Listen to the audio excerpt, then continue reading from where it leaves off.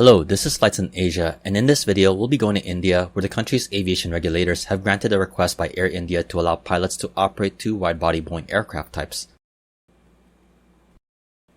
After making the request earlier this month, India's Director General of Civil Aviation approved Air India's proposal to start a mixed fleet flying trial for pilots of the airline's Boeing wide-body jets, the 777 and the 787. During the Phase 1 of this dual aircraft flying trial, 8 of the airline's pilot examiners who operate 787s and 787s will undergo ground and simulator training for the operations of the other type of aircraft. 4 of the 777 pilots will train for the 787 and the opposite for the 777. Upon completion of the initial training, the pilots will be allowed to operate a minimum of 150 flight hours on the other aircraft, including 10 landings. This will be the first time that dual aircraft operations for pilots will be allowed in India, though it's nothing new in aviation. In other countries in the world, they do allow the cross-utilization of pilots on different aircraft types with varying requirements. Though more often than enough, this is mostly done where there is cockpit familiarity with aircraft. A perfect example of this is with the Boeing 757 and 767s. Recently, some airlines have looked to address their own individual needs, training pilots on wide-body aircraft for narrow-body air operations. A very recent example of this can be seen in Japan, where All Nippon Airways has been training A380 pilots for the operations of A320 family aircraft. In the case of Air India, it will be training pilots on Boeing aircraft, specifically the wide-body 787s and the 777s. From an outsider looking in, there is some differences in both wide-body aircraft, even though both aircraft are made by Boeing, specifically with the instruments and displays. However, for Boeing, the 787 does have the high commonality with the 777, and pilots who operate the 777 can complete a 787 flight differences training in 5 days without a simulator. This is all part of Air India's expansion plans as it looks to welcome more aircraft to its fleet. The short-term issue is finding needed pilots for its immediate expansion plans.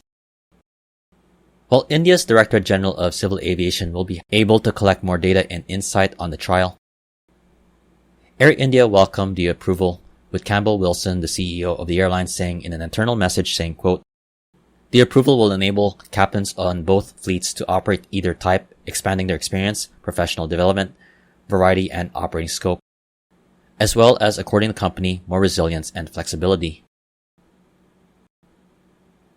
While this could be advantageous for Air India for pilots to operate 787s and 777s, some, such as Indian aviation expert Mohan Ranganathan, has raised some concerns on allowing pilots to operate two types of aircraft.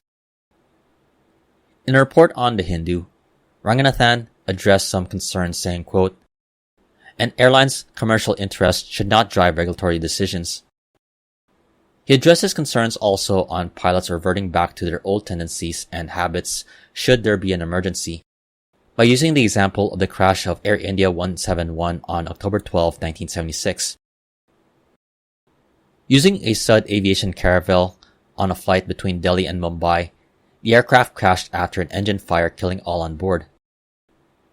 On that fatal flight, the captain had just previously operated a flight with a Boeing 737 and only took on the flight on short notice due to the lack of availability of flight crew.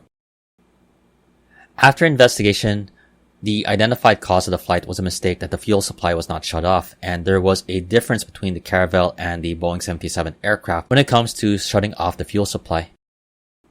Using this example, Ranganathan pointed out the concern of if there is a similar situation, pilots will revert to their old habits and training, saying, quote, "When a pilot is fatigued, he or she will revert to old habits or recall steps to operate the old machine he is accustomed to."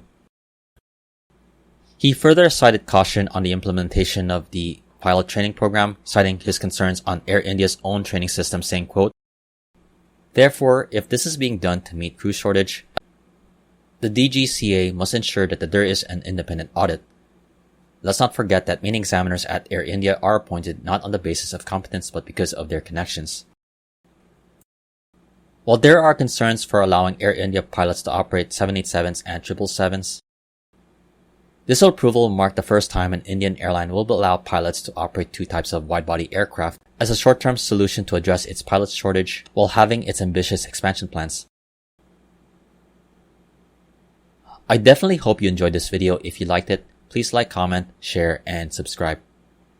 This has been Flights in Asia, highlighting the news and updates from the aviation and travel scene in Asia Pacific. For more of the latest updates, you can check out the website at www.flightsinasia.com. Thanks again for watching and have a great day.